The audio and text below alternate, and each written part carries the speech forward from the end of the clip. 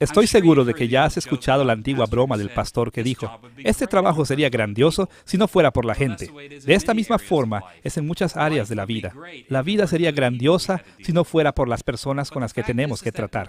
Pero el hecho es que no nos podemos alejar de las personas. La vida se hace teniendo a otros en todo nuestro derredor. Y así fue con los profetas del Antiguo Testamento. Ellos también trataron con personas. Por esta razón, hemos titulado esta lección, El pueblo del pacto. Examinaremos tres conceptos. Primero, la humanidad y el pacto. Cómo vieron los profetas del Antiguo Testamento una relación de pacto entre Dios y todas las personas. Segundo, Israel y el pacto. ¿Qué papel especial tenía el pueblo de Israel por medio de la relación del pacto? Y después, finalmente, la salvación y la comunidad del pacto. Veamos primero las formas en que los profetas entendieron a toda la humanidad en el pacto con Dios. Si hay algo que sabemos acerca de las personas, es que cada una es diferente de las otras. Venimos de diferentes culturas y tenemos personalidades diferentes, pero sabemos que hay ciertas cosas que son comunes para toda la gente. Todos sentimos hambre, todos necesitamos un amigo, todos pagamos impuestos. Los profetas sabían que esto era verdad para las personas también. Ellos entendieron que las diferentes naciones de la tierra fueron tratadas de diferente manera por el Señor, porque Dios había escogido a Israel como su pueblo especial. Pero al mismo tiempo, los profetas sabían que Dios también había entrado en un pacto con todas las naciones de la tierra. Vamos a explorar estos pactos universales y cómo los profetas representaron estos pactos a las naciones de la tierra. Aunque diferentes grupos cristianos manejan los pactos de diferente manera, es seguro decir que muchas tradiciones cristianas han visto 5 eventos principales del pacto en el Antiguo Testamento. Estos eventos moldearon significativamente la historia de la Biblia. Dios estableció los pactos entre Él mismo y su pueblo por medio de cabezas representativas.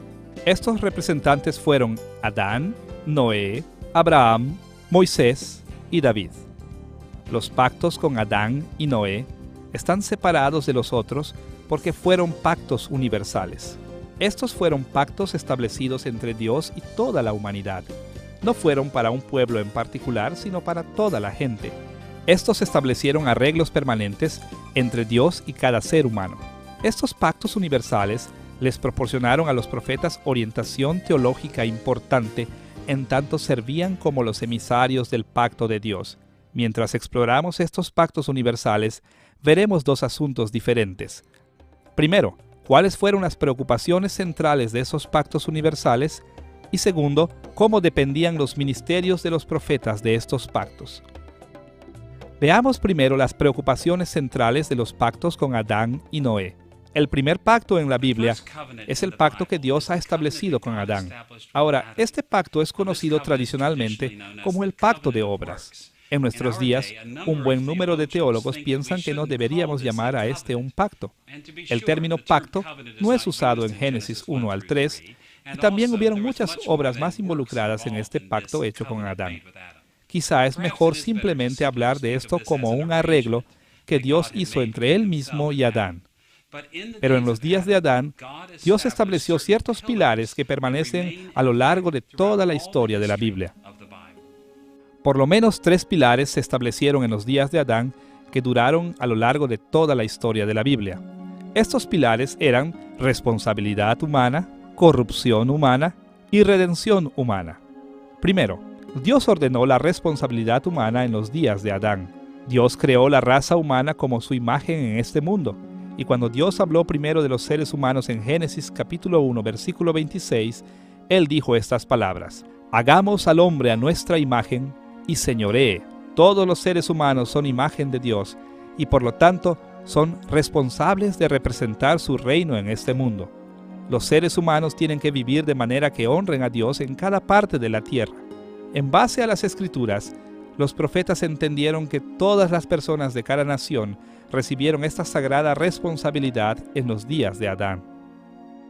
Más aún, el arreglo con Adán también estableció que todos los seres humanos han sufrido corrupción. Como lo ilustra toda la historia de la Biblia tan claramente, los eventos de Génesis capítulo 3 no fueron aislados de las vidas de Adán y Eva. Como el libro de Romanos en el capítulo 5 enseña, por el pecado de Adán toda la raza humana se ha vuelto pecadora y está ante el juicio de Dios. Los profetas no tenían que buscar muy lejos para ver que las naciones del mundo se habían apartado de su Creador y se habían apartado de sus responsabilidades como imagen de Dios. Lo que es más, el arreglo con Adán estableció una esperanza de redención para la humanidad. En Génesis capítulo 3, en el versículo 15, Dios maldijo a la maligna serpiente que tentó a Adán y a Eva. Allí Él prometió que un día la simiente de Eva heriría la cabeza de la serpiente. Los profetas del Antiguo Testamento entendieron que la victoria eventual sobre el mal y la muerte vendría a cada nación de la tierra. Estos pilares básicos de la responsabilidad humana, corrupción y redención, establecieron las estructuras de interacción divina y humana a lo largo de toda la historia. Se extendieron a toda la raza humana. Vamos a dirigirnos ahora a los asuntos principales del segundo pacto universal hecho entre Dios y Noé. Dicho simplemente, Dios llevó las estructuras del arreglo con Adán más allá, pero agregó el aspecto de la estabilidad para el universo físico. Después del diluvio, Dios puso su arco iris en las nubes para demostrar que Él no castigaría inmediatamente a los seres humanos cada vez que pecaran. En su lugar, Dios prometió un orden nuevo, en el que Él sería paciente con nuestros pecados, como lo declaró Dios en Génesis capítulo 8, versículo 22. Mientras la tierra permanezca, no cesarán la sementera y la siega, el frío y el calor, el verano y el invierno, y el día y la noche. ¿Por qué hizo Dios esta promesa de estabilidad natural? ¿Cuál era su interés central? Hay por lo menos dos razones principales para la estabilidad del universo dado en los días de Noé. En primer lugar, Dios estaba demostrando su paciencia con la raza humana. Este propósito se aclara en Génesis 8, versículo 21. Y dijo Jehová en su corazón: no volveré más a maldecir la tierra por causa del hombre, porque el intento del corazón del hombre es malo desde su juventud, ni volveré más a destruir todo ser viviente como he hecho. Este versículo nos dice que Dios reconoció la depravación total de los seres humanos y determinó ser paciente hacia nosotros al no destruir el mundo cada vez que pecáramos. Un segundo propósito para la estabilidad de la naturaleza en el pacto de Noé también es evidente. Dios nos ha dado un mundo ordenado para que podamos cumplir nuestro destino humano de servir como su imagen. Génesis capítulo 9, en el versículo 1, nos dice que, después del diluvio, Dios habló a Noé, el padre de todas las personas, y le dijo estas palabras: fructificad y multiplicaos y llenad la tierra. En vuestra mano son entregadas. Basándonos en las palabras que habló primero a Adán en Génesis capítulo 1, Dios afirmó una vez más la responsabilidad de todas las naciones de servir como su imagen. Así que vemos que Dios prometió ser paciente y de proveer un mundo estable para la raza humana, de tal manera que todas las naciones de la tierra le sirvieran como su imagen. Los asuntos principales de los primeros pactos de la Biblia son muy similares. Con Adán, Dios ha establecido los pilares de la responsabilidad, corrupción y redención. Con Noé, Él continuó con estos principios juntamente con la paciencia divina y la reafirmación de nuestro destino humano como imágenes de Dios. Ahora tenemos que hacernos una segunda pregunta. ¿Cómo dependía el ministerio de los profetas del Antiguo Testamento de estos pactos universales? Tenemos que admitir que los profetas del Antiguo Testamento no mencionan explícitamente a Adán y a Eva con frecuencia. En su mayoría, la perspectiva teológica que se derivó de los pactos con Adán y Noé está implícitamente detrás de lo que dijeron los profetas del Antiguo Testamento. Quizá la manera más importante en la que los profetas dependieron de estos pactos aparece en la atención que le dieron a las naciones gentiles. Como los emisarios del pacto de Dios, los profetas del Antiguo Testamento enfocaron la mayoría de su atención en la nación de Israel, pero también fueron emisarios a las naciones del mundo, como Dios le dijo a Jeremías, en Jeremías capítulo 1, versículo 5, «Te di por profeta a las naciones». Frecuentemente los profetas se dirigieron a las naciones extranjeras porque fueron emisarios de los pactos universales de Adán y Noé. El asunto profético para las naciones fue en dos direcciones. Primero, los profetas generalmente apuntaban que los pecados de las naciones amenazaban con que el juicio de Dios vendría contra ellos. Por ejemplo, el libro entero de Abdías se dedica a exponer los pecados de Edom y anunciar el juicio divino. Jonás reporta que el profeta ministró a la ciudad de Nínive. Nahum declaró el juicio de Dios en contra de Asiria. Grandes porciones de otros libros se enfocan en la ira de Yahweh en contra de las naciones que no fueran Israel. Muchos pasajes hacen claro que los profetas creyeron que todas las personas eran pecadoras y por lo tanto estaban sujetos al juicio de Dios. Aunque el tema del juicio era prominente al dirigirse los profetas a las naciones, debemos recordar también un segundo tema, el tema de la redención para las naciones. Los profetas frecuentemente hablaron de un tiempo futuro de grandes bendiciones para las naciones de la tierra. Desde ese punto de vista, el futuro mantenía una esperanza de redención para cada tribu y lengua. El plan de Dios no era que únicamente una nación fuera salvada del dominio del pecado y de la muerte. En su lugar, en cumplimiento del diseño original de Dios para la raza humana, Él siempre pretendió redimir personas de cada nación. Por esta razón, los profetas no solamente miraban hacia adelante hasta el día de gran bendición, cuando Israel sería redimido del exilio, sino que muchas personas de las naciones gentiles también participarían en esta gran redención. En Isaías capítulo 25, versículos 6 al 8, el profeta anunció que un día en el futuro, y Jehová de los ejércitos hará en este monte a todos los pueblos banquete de manjares suculentos, y destruirá en este monte la cubierta con que están cubiertos todos los pueblos, y el velo que envuelve a todas las naciones. En Jeremías capítulo 3, versículo 17, aparece un tema similar. Y todas las naciones vendrán a ella en el nombre de Jehová en Jerusalén, ni andarán más tras la dureza de su malvado corazón. Muchos profetas anunciaron que el día vendría cuando aún los gentiles se arrepentirían de su rebelión contra Dios. Ellos vendrían a Israel y encontrarán salvación del juicio divino. Como cristianos sabemos que esta promesa se cumple en la extensión del Evangelio de Cristo por todo el mundo. Él estaba cumpliendo las esperanzas positivas que tenían los profetas del Antiguo Testamento para todas las naciones de la tierra. Así vemos que en los días de Adán y Noé, Dios entró en unos pactos universales que se extendieron a toda la gente. Los profetas del Antiguo Testamento llamaron la atención a las severas violaciones de las naciones en contra de Dios, pero también anunciaron que un día Dios redimiría personas de cada tribu y nación de la tierra. Ya hemos visto que Dios hizo pactos con todas las personas en Adán y Noé, pero ahora vamos a dirigir nuestra atención a Israel como el pueblo especial del pacto de Dios. ¿Qué pactos hizo Dios con la nación de Israel? Frecuentemente mi familia celebra fiestas para los estudiantes del seminario, pero algunas veces la lista es tan larga que no llamamos a cada uno de ellos, sino que seleccionamos algunos estudiantes claves y ellos llaman a los otros. Pues en muchos aspectos, esto es lo que Dios hizo con Israel. Ellos fueron su pueblo clave, y Él llamó a Israel para sí mismo con pactos especiales, de tal manera que Israel pudiera ministrar o llamar a toda la gente hacia Dios. Recordemos que Dios hizo 3 pactos principales con Israel. Él hizo pactos con Abraham, Moisés y David.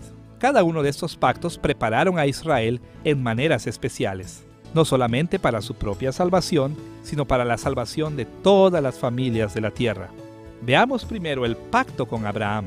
El pacto de Dios con Abraham fue especial porque fue el primero en identificar a Israel como una familia escogida para llevar la redención por gracia de Dios a todo el mundo. ¿Cómo van a hacer esto? Viviendo en pacto redentivo con Yahweh. Debemos ver primero los intereses centrales de este pacto con Abraham y después estaremos listos para explorar las maneras en que los profetas del Antiguo Testamento dependieron de este pacto con Abraham. Podemos resumir el pacto abrahámico como uno en el que Dios escogió una nación especial. El establecimiento de Israel como el pueblo escogido de Dios involucró 2 bendiciones principales de Dios a esta nación. Dios prometió a Abraham muchos descendientes y una tierra especial. En Génesis capítulos 15 y 17, el pacto de Dios con Abraham mostró a Israel la manera de multiplicar muchos descendientes y de tomar posesión de un pedacito de la tierra. Esta multiplicación y posesión de una tierra especial tenía que ser el punto de partida para extender el reino de Dios por todo el mundo. De aquí en adelante, los descendientes y la tierra de Abraham tomaron el escenario central en la historia de la Biblia. Hemos visto que se le prometieron a Abraham muchos descendientes y una tierra especial. Y ahora debemos preguntar, ¿cómo confiaban los profetas del Antiguo Testamento en este pacto con Abraham? Una y otra vez los profetas del Antiguo Testamento se basaron en los principios del pacto entre Dios y Abraham. La importancia que tenía este pacto se asume a través de todos los profetas. Ellos hablaron frecuentemente de la promesa de la tierra y de la promesa de una multitud de descendientes. En Isaías capítulo 41, versículo 8, El profeta Isaías se refiere a la nación de Israel de esta manera: descendencia de Abraham, mi amigo. En el pensamiento de Isaías, la nación de Israel en sus días era la que tenía derecho a heredar el pacto con Abraham. De manera similar, Oseas alude al pacto con Abraham.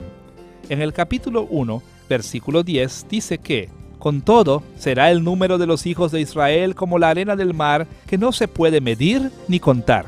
Las alusiones como estas demuestran que los profetas dependían grandemente del pacto con Abraham. Cuando hablaban acerca de que Dios les daría la tierra a su pueblo o que multiplicaría sus descendientes, se referían al pacto que Dios hizo con Abraham. Abraham fue mencionado por nombre solamente 7 veces en los profetas del Antiguo Testamento, pero la teología del pacto de Abraham penetraba sus ministerios.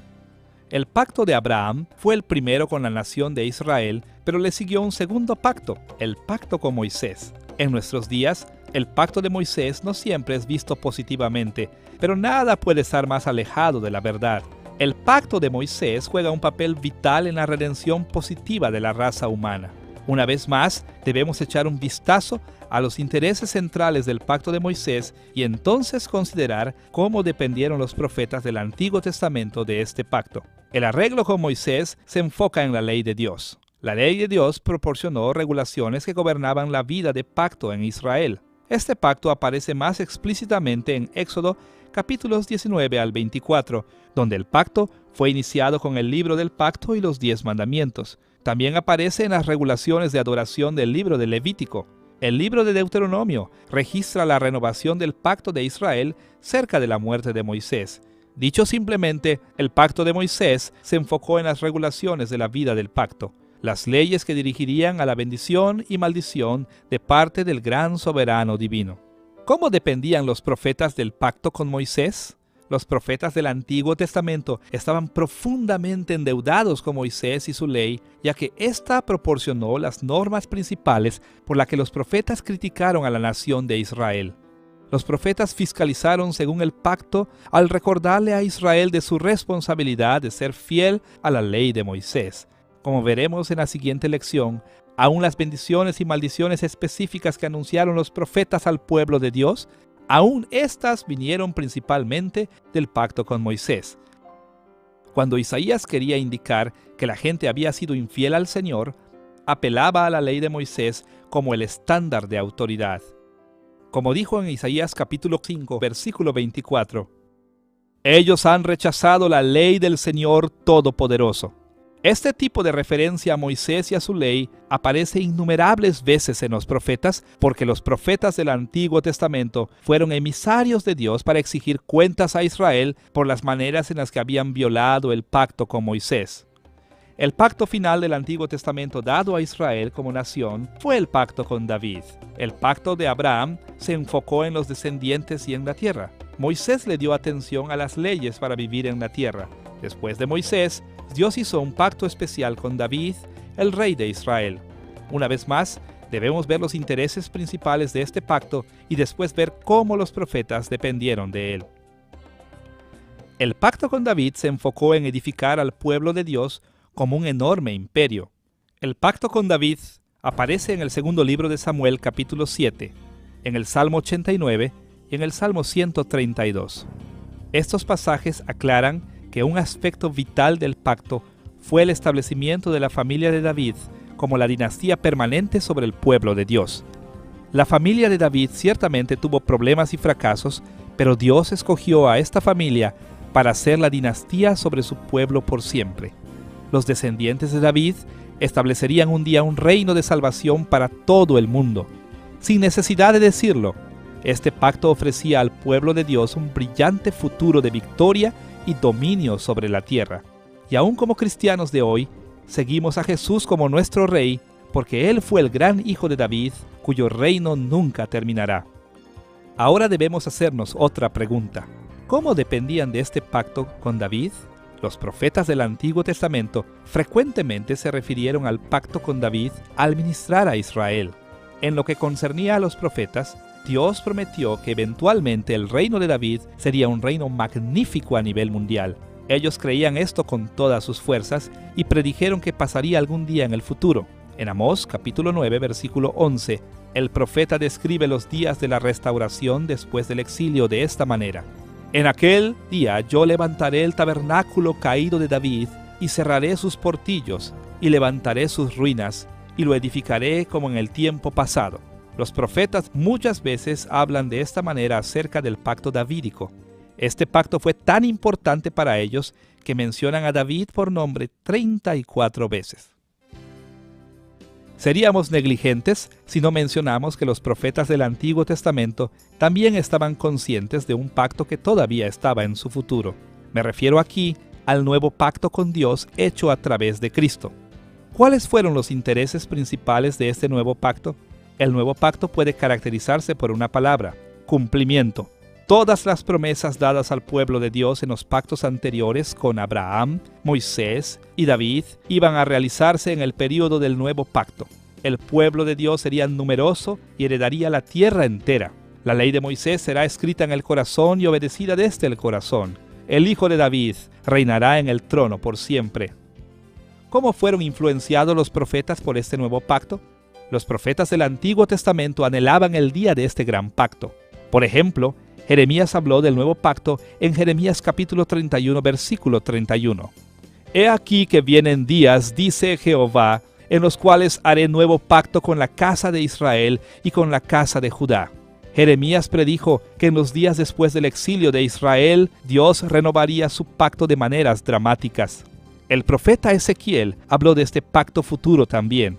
En el capítulo 34, versículo 25, leemos estas palabras: y estableceré con ellos pacto de paz, y daré bendición a ellos.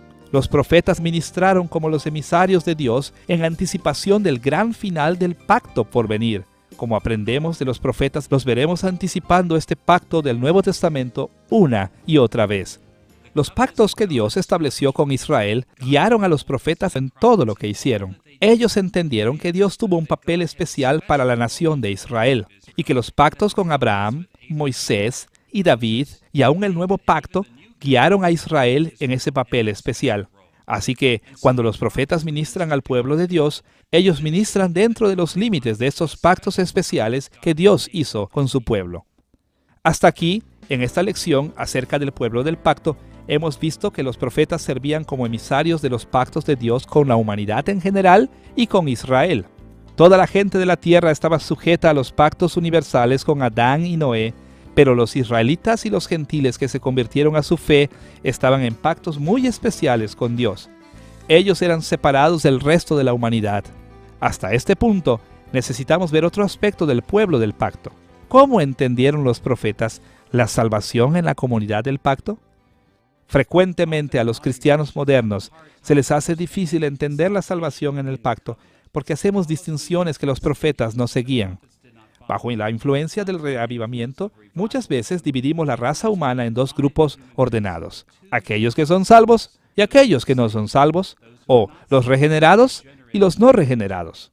Ahora, no malentendamos. Esa distinción es muy importante porque las personas son una de dos: salvas o no salvas. Pero al mismo tiempo, estas no son las categorías en que los profetas del Antiguo Testamento pensaban. Una de las mejores maneras de comprender cómo entendían la salvación los profetas es hacer distinciones entre tres diferentes tipos de personas en el mundo. Primero, aquellos fuera de la comunidad del pacto de Israel. Segundo, aquellos que estaban en la comunidad visible del pacto de Israel. Y tercero, aquellos que estaban dentro de la comunidad invisible del pacto. Consideremos primero la categoría de aquellos que están fuera del pacto. En realidad, esta es la categoría de personas más obvia que siguieron los profetas. Estas son personas fuera del pacto que Dios hizo con Israel.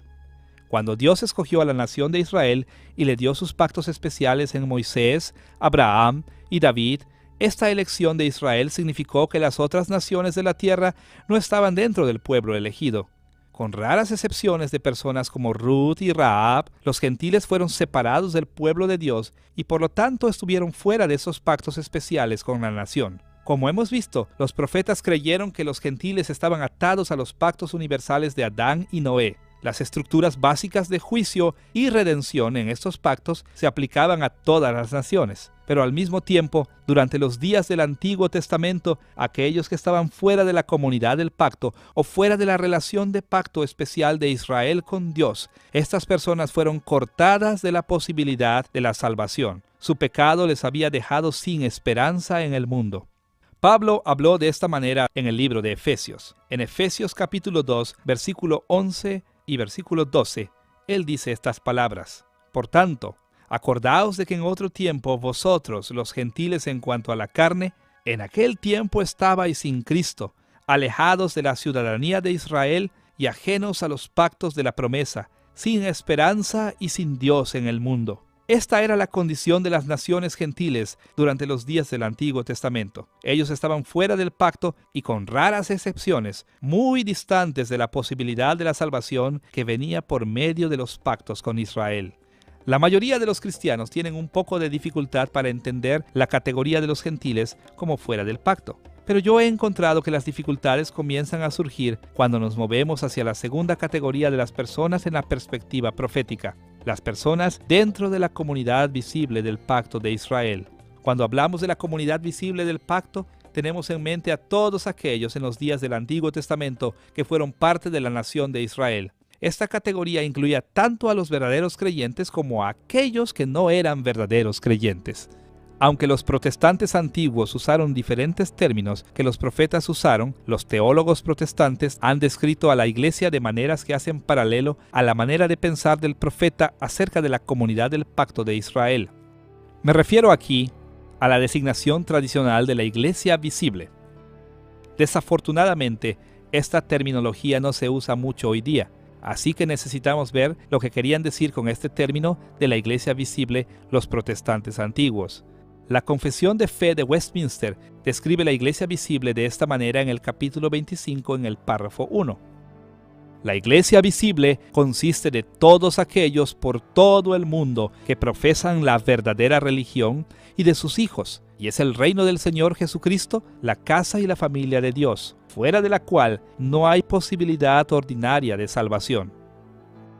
Esta descripción de la iglesia visible nos alerta acerca de dos aspectos de la comunidad visible del pacto. Primero, la iglesia visible incluye más que creyentes verdaderos. Muchas personas que vienen a la iglesia simplemente declaran seguir a Cristo, pero estos creyentes han estado separados del mundo por su asociación de la fe cristiana. Se han hecho miembros de la iglesia, pero todavía no son redimidos eternamente de sus pecados. Más aún, es importante notar los títulos especiales dados a la iglesia visible.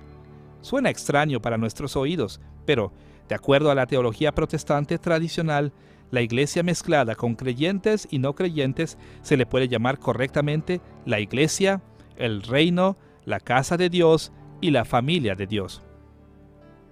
En vocabulario cristiano contemporáneo, nosotros reservamos estos títulos para las personas que creemos que son verdaderamente regeneradas y aquellos que están unidos irrevocablemente al cielo. Pero de acuerdo a la teología tradicional, estos términos son títulos generales que abarcan a todo aquel que está en la iglesia visible, sean o no verdaderamente redimidos. Cuando leemos a los profetas del Antiguo Testamento, no es difícil ver que ellos pensaron en modo similar acerca de la nación visible de Israel. Por ejemplo, los primeros capítulos de Oseas presentan un notable contraste de términos usados para describir a la comunidad visible del pacto. En el capítulo 1, versículos 3 al 9, Oseas anuncia grandes maldiciones que vendrían sobre el norte de Israel. Lo hace al darle a sus 3 hijos nombres que predicen maldiciones tremendas. Él nombró a uno Jezreel, recordando la destrucción que se llevó a cabo en Israel en los días de Jehú. Este niño simbolizó que Dios estaba amenazando destruir a Israel. Oseas nombró a su segundo hijo una niña, Lo-Ruhamah. Su nombre significa no amada por Dios. Y en este contexto el amor es un término que describe una positiva relación de bendición del pacto entre Dios y su pueblo. Esta niña simbolizaba que la bendición del pacto de Dios pronto sería quitada de la nación.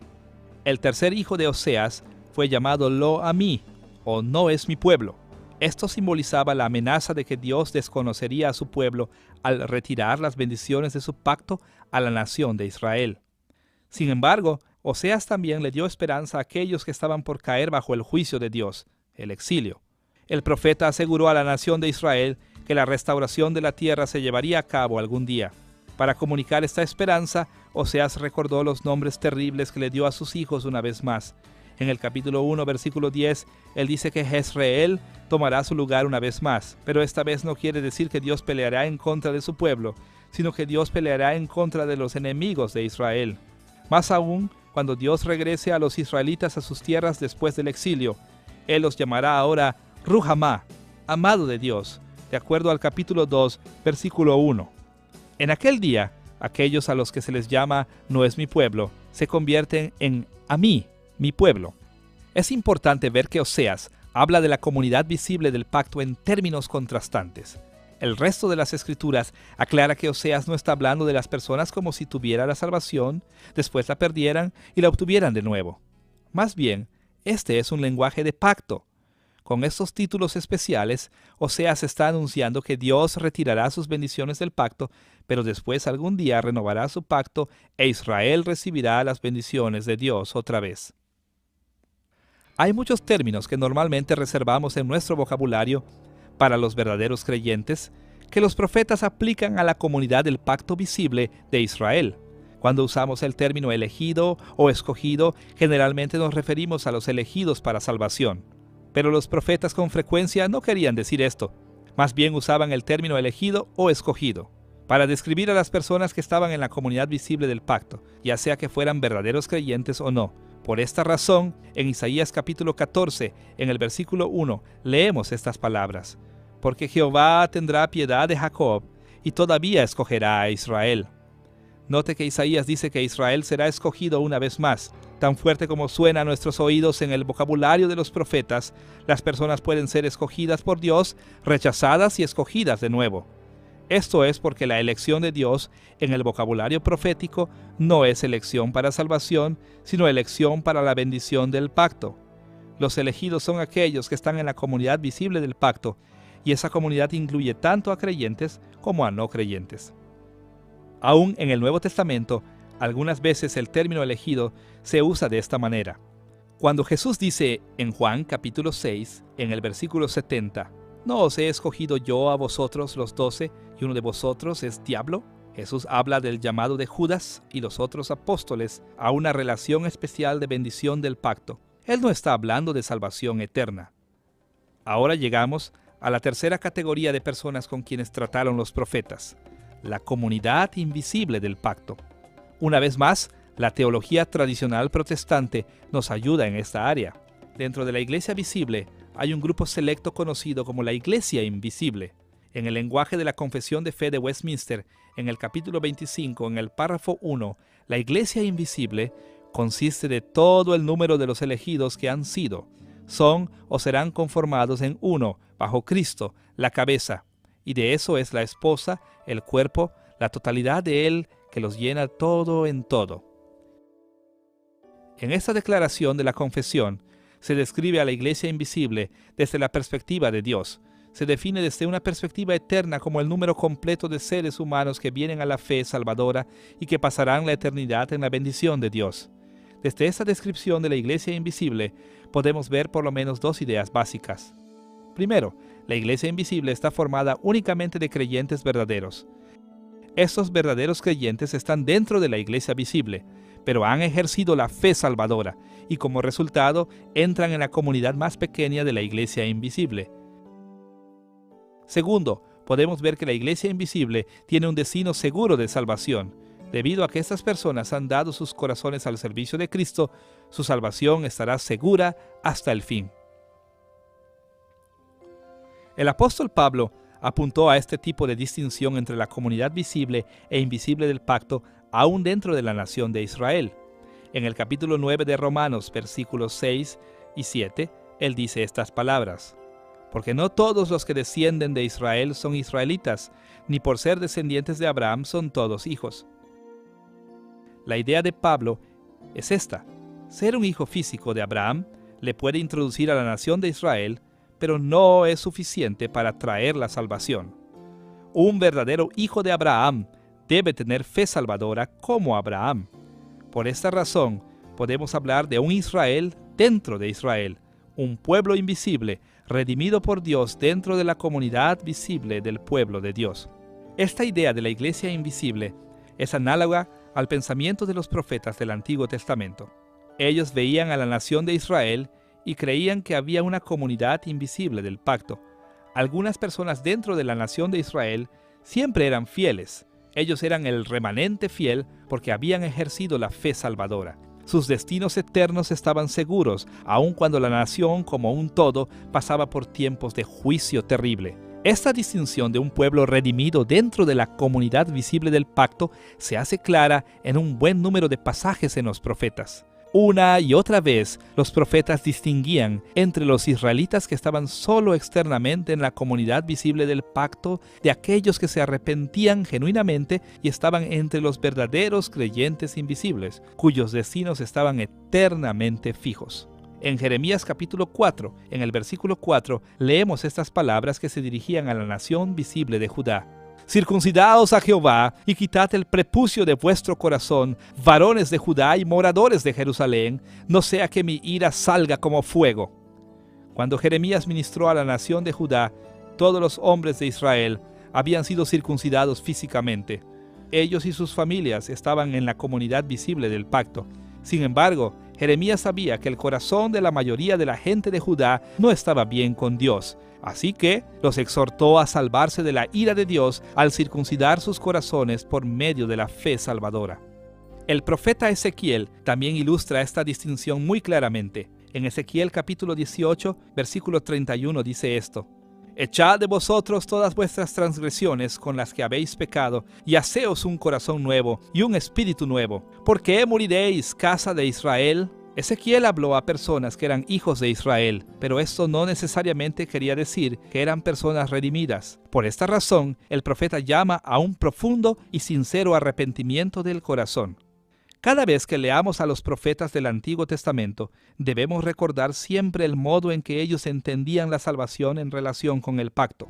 Estar en el pacto no era lo mismo que ser redimido o ser salvo eternamente.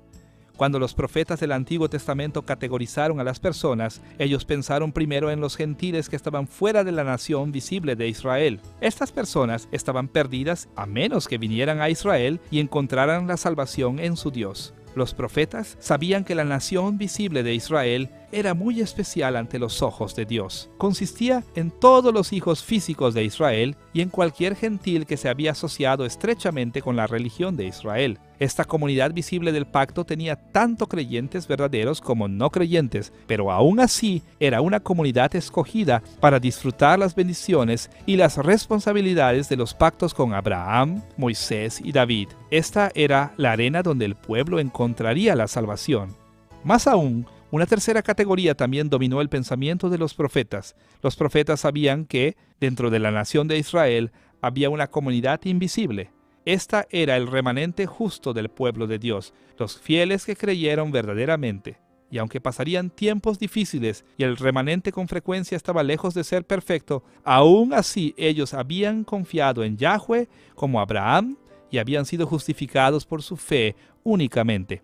Siempre que leamos a los profetas, debemos tener en mente estas distinciones: aquellos fuera del pacto, la nación visible del pacto y el pueblo invisible del pacto. Podemos evitar mucha confusión y podemos obtener tremendas perspectivas del mensaje de los profetas si nunca olvidamos estas tres distinciones. En esta lección hemos tocado varios temas relacionados con el modo en que los profetas entendieron al pueblo del pacto. Todo el pueblo estaba unido al Señor por medio de los pactos con Adán y Noé. Pero después, Israel tuvo una relación especial con Dios debido a los pactos con Abraham, Moisés y David, e incluso el nuevo pacto en Cristo. Y notamos también después que los profetas hicieron distinciones que nosotros no hacemos con frecuencia. Ellos pensaron en términos de tres tipos de personas en el mundo: aquellos que estaban fuera del pacto, aquellos que participaban del pacto y después aquellos que eran creyentes verdaderos dentro del pacto. En tanto recordemos estas distinciones y cómo entendían los profetas al pueblo de Dios, estaremos capacitados para entender y aplicar la palabra profética también a nuestros días.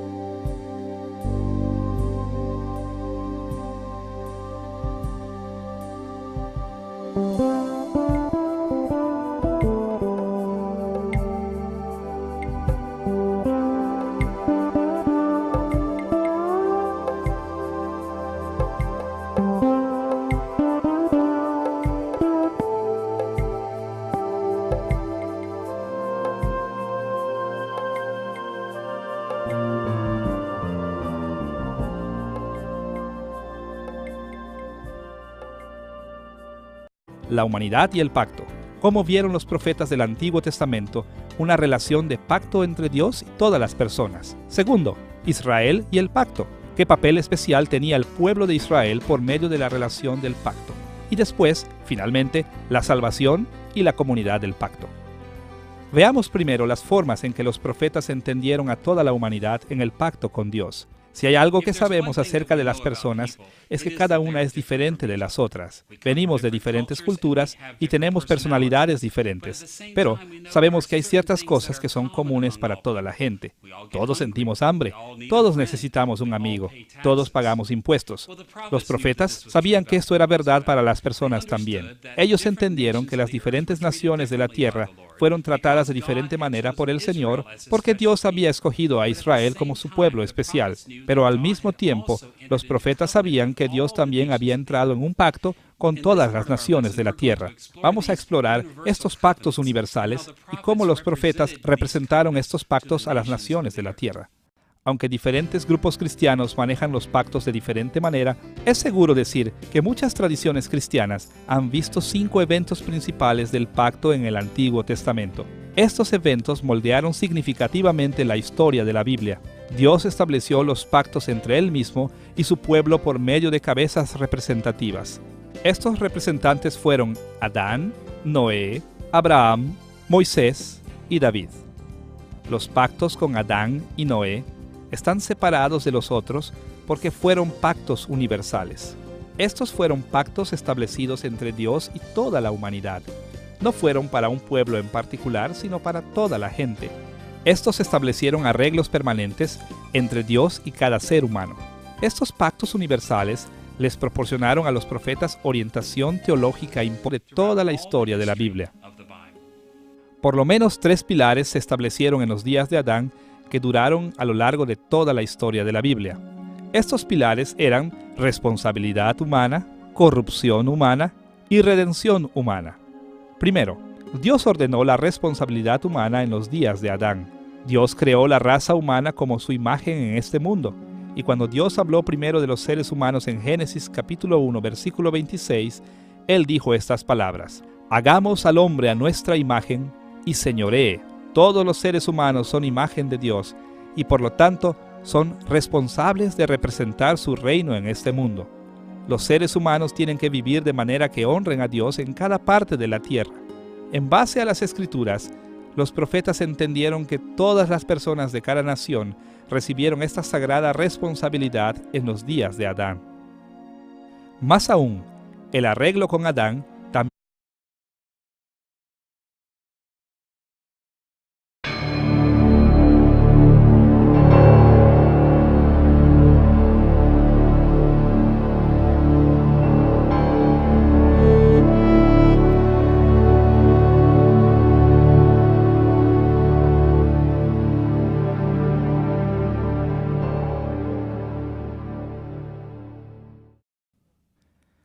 Estoy seguro de que ya has escuchado la antigua broma del pastor que dijo: este trabajo sería grandioso si no fuera por la gente.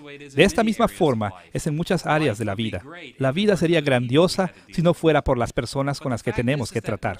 Pero el hecho es que no nos podemos alejar de las personas. La vida se hace teniendo a otros en todo nuestro derredor. Y así fue con los profetas del Antiguo Testamento. Ellos también trataron con personas. Por esta razón, hemos titulado esta lección El pueblo del pacto. Examinaremos 3 conceptos. Primero, importante, en tanto servían como los emisarios del pacto de Dios. Mientras exploramos estos pactos universales, veremos 2 asuntos diferentes. Primero, cuáles fueron las preocupaciones centrales de esos pactos universales. Y segundo, cómo dependían los ministerios de los profetas de estos pactos. Veamos primero las preocupaciones centrales de los pactos con Adán y Noé. El primer pacto en la Biblia es el pacto que Dios ha establecido con Adán. Ahora, este pacto es conocido tradicionalmente como el pacto de obras. En nuestros días, un buen número de teólogos piensan que no deberíamos llamar a este un pacto. El término pacto no es usado en Génesis 1 al 3, y también hubieron muchas obras más involucradas en este pacto hecho con Adán. Quizá es mejor simplemente hablar de esto como un arreglo que Dios hizo entre Él mismo y Adán. Pero en los días de Adán, Dios estableció ciertos pilares que permanecen a lo largo